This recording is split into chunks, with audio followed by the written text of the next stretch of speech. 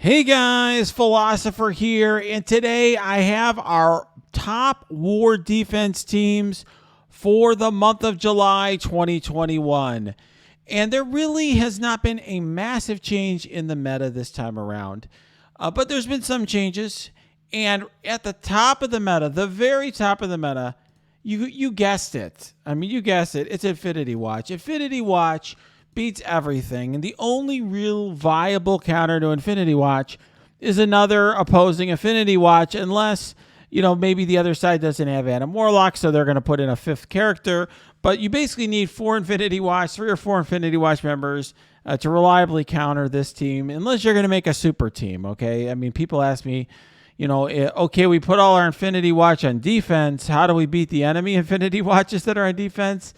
Maybe with like a super team of some sort with characters like Kestrel and Surfer and Doom and so forth. But man, it's really, really hard to beat this team without using this team. And so on terms of war defense, one of your big choices is going to be, do you run your Infinity Watch on offense and defense?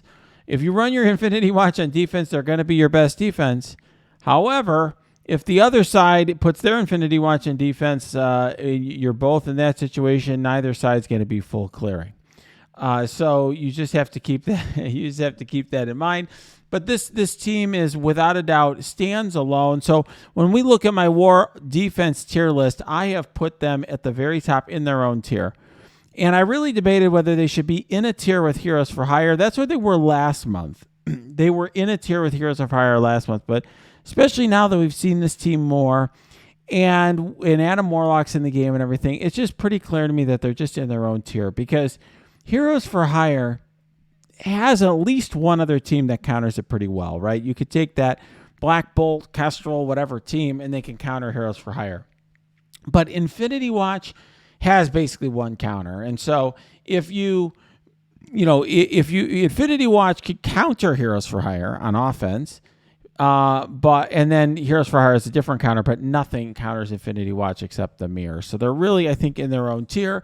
And really, the war defense tier list now, really, this is what war focuses on, is these two teams at high levels. In other words, when everyone has Heroes for Hire and Infinity Watch on both sides, then that really becomes the focus, and everything else is pretty easy to beat reliably at high levels. Now, one thing I also have been getting some feedback is people are telling me, hey, I'm in Platinum 1 or Gold 4, and my meta is different, and I appreciate that. One thing everyone needs to keep in mind is I'm in a Diamond Alliance. I'm the war captain for one of those Diamond Alliances. So I'm only talking about war at the level that I know it. I'm not qualified to tell you what the meta is in Gold 4 or Platinum 1. This is sort of what the meta is for people who've unlocked everything. I think it's valuable because it gives you a window into what the meta is going to look like for you in the future when you have all the characters. It's also the characters that we have now. Also, it's also a good way of understanding which teams scale well, because some teams get a lot stronger as they get more and more gear on them. Other teams, not so much. And so let's go to one of those teams. The next team on this list is Heroes for Hire. I do want to just say briefly, Heroes for Hire is one of those teams that scales crazy, crazy well. So whenever I do one of these videos, I get people down in the comments saying, I counter Heroes for Hire with Shadowland or whatever. Yes, you can counter Heroes for Hire at low levels with a number of different teams. But once you are facing a 600K or a 700K Heroes for Hire, you're going to need to use that specialized Heroes for Hire counter, which is on our war offense tier list. So the war defense tier list is linked below. It's a document I try to keep up to date. The war offense tier list I discussed in a video that just came out a couple days ago, and that is in our YouTube channel. You can check that out as well. I will put that in the description along with our war defense tier list. All right, so now let's go down to the next rung of our tier list, and that is tier 3. And these are the defenses that really can potentially give problems to even people at very high levels. And I think we should start here with Brotherhood Doom and Uncanny Doom. I thought about really having them in their own tier, And so people, and this is another one, I get a lot of questions from people on this one, because they'll say, well, I don't see that at my level. At my level of war, everyone runs Uncanny on offense or Brotherhood on offense. Well, let me say a couple things about that.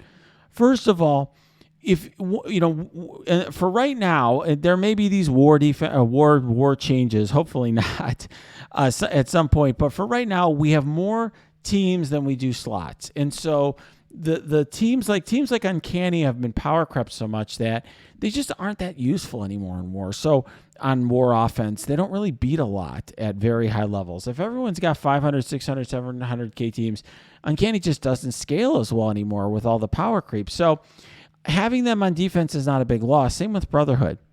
The other thing I want you to keep in mind is that, originally people were running Doom when Doom was first getting unlocked. Okay, I unlocked him back in January, 6 months ago. 6 months ago, people were running Doom with, Marauders. They were running Doom with all sorts of slow teams. The problem when you do that is he has a passive which says on turn summon a Doom bot. And the Doom bots, they just don't have a lot of health. I mean, this is a maxed out Doom. The Doom bot's 375k health. And let me tell you, those Doom bots fall really fast when the opposing team has a G15 symbiotes or Axemen. And the thing is, those symbiotes or Axemen get speed bar whenever they get down those Doom bots. So really, Dr. Doom on most defenses gets beaten very easily by symbiotes or Axemen, and that's why running him with Brotherhood or Uncanny is so attractive, because Brotherhood blinds right on turn one. Brotherhood's a hard counter to the symbiotes. Uncanny Axemen, Colossus has all that resistance. He's very, very hard to get past. And so, he can be a real problem for the symbiotes or for Shadowland. Can Shadowland beat Brotherhood Doom? Sure. Can Shadowland beat Uncanny Doom? Sure, but it's a very tricky fight. There's some RNG involved. So really, you end up using some kind of more specialized teams to beat Brotherhood Doom or Uncanny Doom. But there are a variety of counters, whether it's the Kestrel Speed Team, which is in our War Offense tier list. It's probably the best choice, or others that you can use here. But these are very strong teams that require a significant response and can generate war defense wins even at a high level. All right, now the next one on our list is a team that is starting to feel the impact of power creep, and that is Black Order. And, a lot of people have been saying for a while that, Black Order and Gold 4 or Platinum 1 would sometimes be on defense, but I will just say that, they've generally always been stronger on war offense. And the reason that they're starting to move toward defense at high levels is because we just have too many teams. In other words, now that we have Infinity Watch and we've got, Heroes for Hire counter team, right? Or maybe you're going to have a Kestrel Speed team, and you've got Shadowland and X Factor and Axemen, all these teams that, you only get, at least at high levels, 9 attacks before there's a full clear. So what ends up happening is you don't really need Black Order to counter everything, and that's why people stick them on defense. Most players have built up their Black Order to some extent if you've been playing for a while, because they were the arena meta for a long time. And, this is a team that can, particularly if you've got barracks and medbay up, they can be really difficult to take down. And even though people have practiced this fight hundreds of times over in the arena, it still can generate defense wins. So it's a good defense team. I don't think it's really quite at the level of, he's certainly not at the level of Infinity Watch or Heroes for Hire, which can generate much more significant amount of defense wins and have a very narrow set of counters. But it is, it's more in this category, but I think it's definitely a small step down from the Doom teams. It's less trickier to fight just because everyone knows the fight and has developed counters over time to it. Below that, we have this Inhumans, Surfer, Coulson team. So this, you use the three, what I'll call the good Inhumans, which are Black Bolt, Yo-Yo, and Crystal. You'll use them with Silver Surfer and Coulson. You may be thinking, I remember this one. either it's still prevalent at your level or it left when Heroes for Hire came around. And it did, right? Because what happened was, at least at my level, everyone was running these three folks here on the left with Coulson and Surfer. But then this was a pretty tough defense. But then when the Heroes for Hire came out, you needed Black Bolt to counter and Surfer to counter Heroes for Hire. Now that people are running Infinity Watch on offense, they can afford to throw this on defense. So it's still, you're starting to see it in some fights. It really depends on what you want to do. And I think right now Alliance War at high levels is kind of a rock, paper, scissors match of, well, are you putting Infinity Watch on offense? Or is the opponent putting Infinity Watch on offense? Do both sides have Heroes for Hire? What are you doing with the Heroes for Hire counter? Are you going to rely on Infinity Watch to beat Heroes for Hire? That sort of thing. There's, if both sides put Infinity Watch at defense, you're going to have a tough time clearing. If only one side does, the team that has them on offense has an advantage. So it's an interesting, like I said, rock, paper, scissors match in terms of the meta at high levels right now. And this is part of it, because this is what you gain if you do break up that Heroes for Hire counter, is you do gain this team. You also gain, for example, a Kestrel speed team on offense, both of which are very useful. All right. So now we go to our next tier. This is the fourth tier. And I will just tell you, I have a lot more tiers on the defense side than I do on the war offense side. I actually thought about trying to standardize them and collapse tiers, but I thought particularly for people, I know when I talk to people at different levels in war, sometimes people say that the lower tiers are more useful for them to see what's there. So I'm going to keep the other tier. So at this tier, I will say other Doom defenses. And what I mean is this is where your Doom Marauders or Doom with Fantastic Four, or Doom with a bunch of random Guardians of the Galaxy, or whatever people were running. Those teams tend to just get beaten by symbiotes or Axemen or something, but they're around. They're there. There's this Kestrel shield team, which is a really bad use of Kestrel, in my opinion, but people use it, and apparently I'm told it's very popular in Platinum 1. Not a very good team, in my opinion. It can be easily beaten by like Hell Hydra or Hydra 3.0 or something. There's some risk there. It's not 100 with the Hydra. Using Hydra 3.0 can be risky, because Kestrel can just kill your Zemo and turn very quickly or something. But certainly Hell Hydra, if you have the right characters, your highest attack is very easy. There are other counters as well. One of the downsides of this team is just has no cleanse. And then Astonishing X-Men are also way better on offense. I've had some criticism. People are like, well, why would you even put them on a defense list? Well, some people run them on defense because they have too many offense teams. They're not Astonishing X-Men are not awesome on more offense. They're just okay. But I think they're still better on offense. They're better when human controlled, so I would still keep them there. But they're just okay on both offense and defense in war. All right, let's go to our and by the way, this Kestrel shield team, just in case you want to know what's on it, I've seen different variants on it, and really, it's like the reason I say it's a bad use of Kestrel is that Kestrel is absolutely amazing, and the rest of these characters are not so much. So Nick Fury generates minions that can do pings, but it doesn't do very well when human controlled. People put Coulson because he can call Kestrel to do an attack. The rest of these characters just aren't very good. People usually are just throwing stuff like Shield Security and Shield Medic and whatever. They're just okay. They're not. These are not. It's not a team I would put a lot of effort into. All right, now let's go to Tier 5. Tier 5 is where we start seeing defenses that I'm going to call bread and butter defenses that really are what are filling up the slots here. So in Tier 5, this is where most of your slots are going to get filled. And one of them here is Wave 1 Avengers. So here's the caveat here. So I have here Wave 1 Avengers with Black Widow. And this is the important point. This is a team you should not be using, but these top 5 characters are the OG Wave 1 Avenger team. This is the best version of the team on more defense, but you don't really want to use it because Black Widow's so important for that skill military team. She does such a great job there. She has better synergy with them. So you really want to take Black Widow off this team. The issue, unfortunately, is that it makes the team a lot worse. because they lack a cleanse. They lack the speed up. So they tend to be slow and they are easily taken down by debuffs and so forth. So there are ways around that. Maria Hill may be an option when she comes into the game. But for right now, they're just okay. There are some people already throwing Captain Sam or Sharon Carter onto this team. I will just say that neither character has much synergy with this team. They both synergize actually with skill. So they're probably just better thrown on a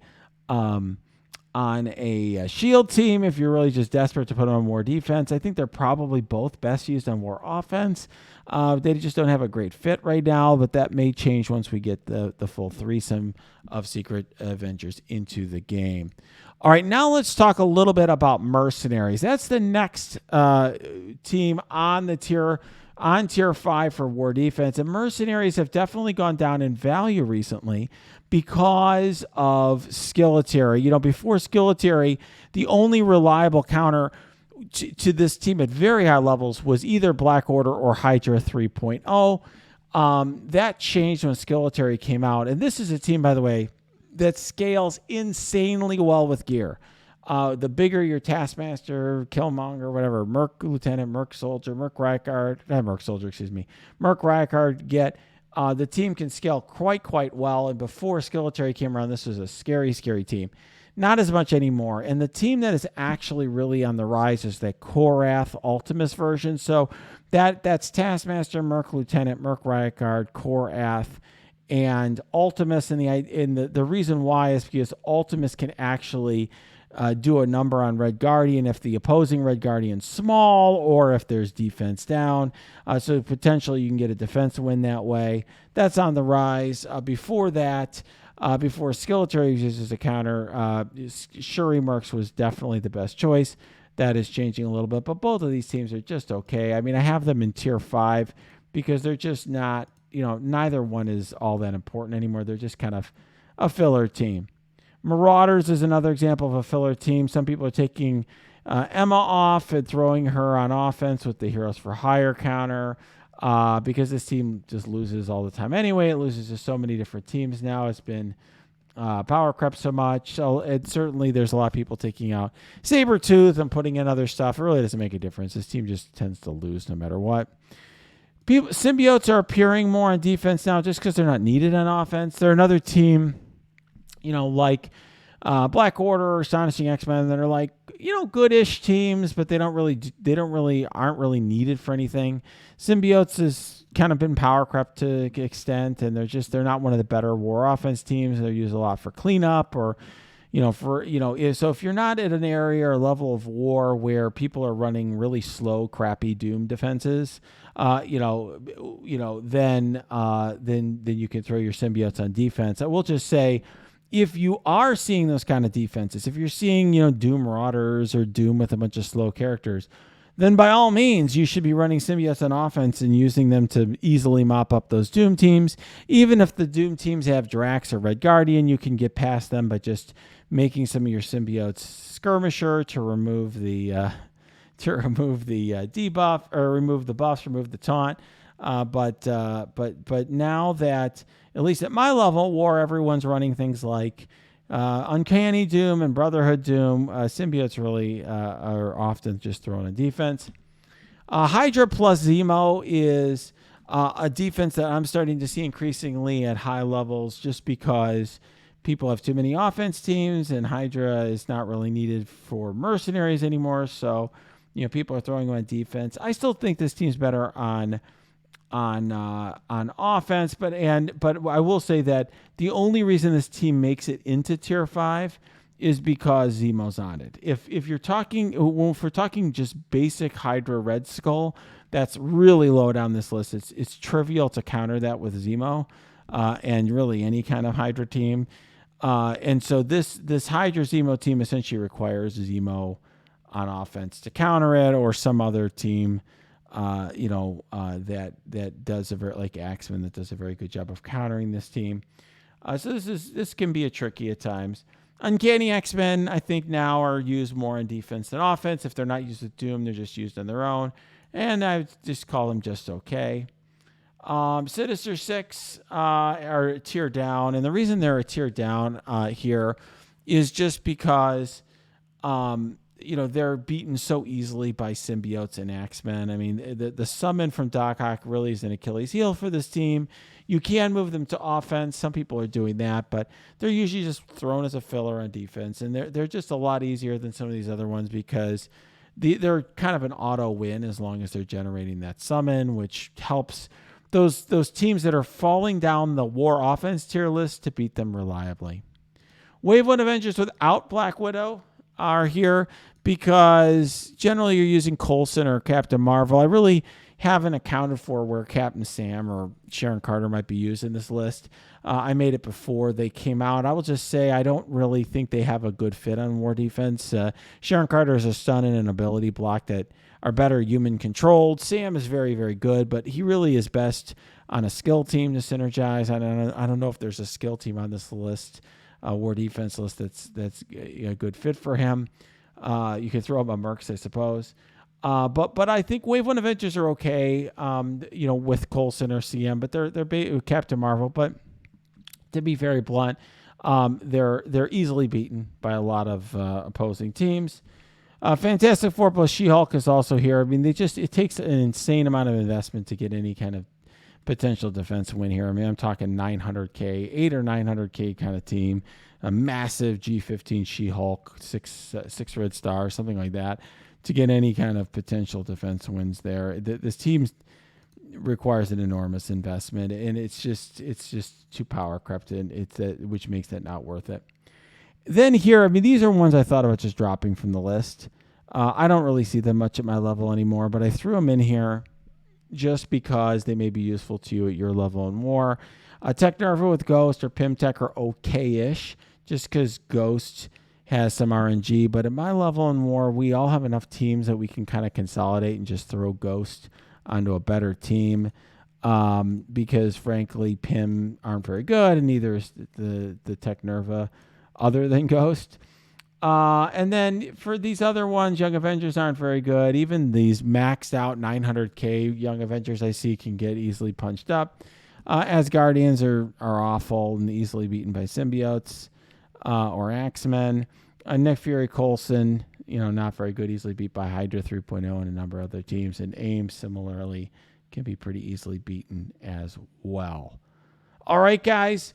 I hope you like this video. Definitely a war defense a tier list that is not as topsy-turvy as it was, the last month or two when we had Heroes for Hire and Infinity Watch, released. But I will say, still a humongous divide between these two teams and the rest of the field. These two teams are really what war is about right now. This is the two teams that it is revolving around. All right, guys, if you like this video, smash that like button. If you have comments, leave them below, or just go to my Discord. That's linked below. We have lots of great war strategy discussions there. My tier list is linked below as well. And, of course, you can check out my Twitch stream. That's linked below. Lots of great discussions. I stream most weeknights there.